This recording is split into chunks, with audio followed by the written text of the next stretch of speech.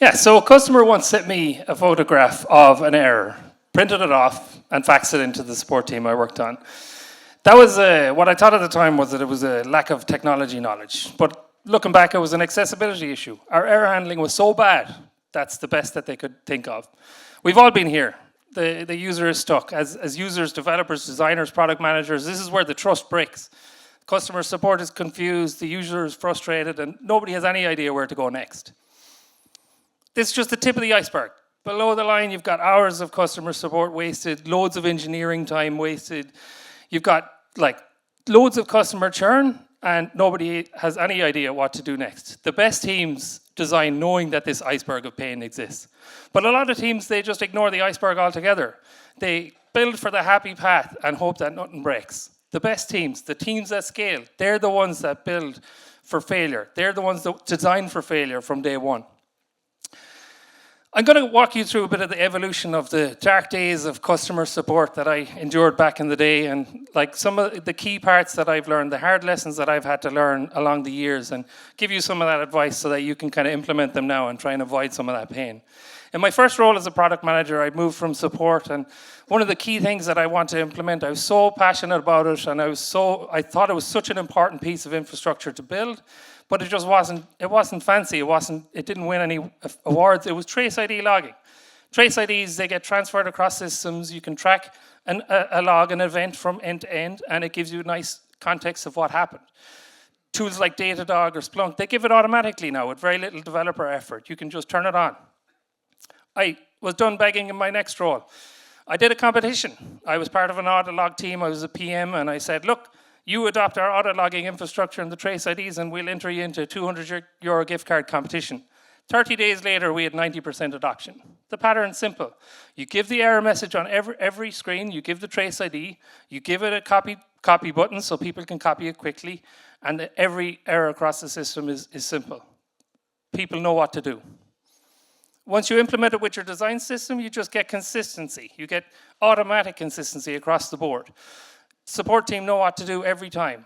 Your developers know where to find it. Your customers have that trust that you know what you're doing. Support time drops, like hours and weeks and days, spent trying to find the root cause of problems. That goes down to nothing. That drops to 15 minutes, 10 minutes. Everyone's happy. Everybody wins. This here, this is exactly it. This gives your customers the confidence that you know what you're doing. Your team has the tools to solve their problems. This here just helps them feel more at ease whenever they're raising the issues with you. And it compounds from there. You got faster support, leads to happier customers, less churn, bigger business impact. These kind of things have a compounding effect, something as simple as Trace IDs. I have 3 things that I learned from this. Something as small as Trace IDs, it has a ripple effect across the board. When you implement a design system, everybody gains from it. Everybody gets the same patterns, and then once you do that, your customer has trust. You get trust and transparency from all of the things that you're solving. Keeping the rule of 3s, I'll tell you how to implement this. Trace IDs for every request, turn that on. 2, teach your support how to use it. 3, give a copy button on every error log that you show on the screen.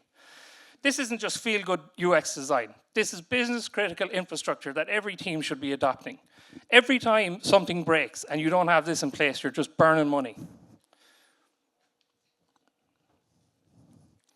You can adopt this across the board. This isn't just for one use case.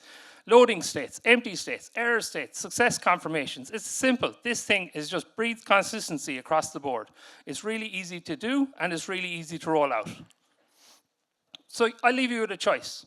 You can either build for the perfect system, hope that nothing goes wrong, which, honest to God, it's just impossible. Or you can design for reality and make those errors and turn them into tools. So I've been 12 years in tech, 6 of those as a support engineer. I've seen all sorts of shit hit the fan, and like the chaos is just crazy sometimes. You can't try and avoid the chaos, but you can control the experience that your customers have. So if one thing that you can do is that you can build better error handling, or that. Yeah, no more fax machines. Yeah. That's it. Thanks, folks. Thank you.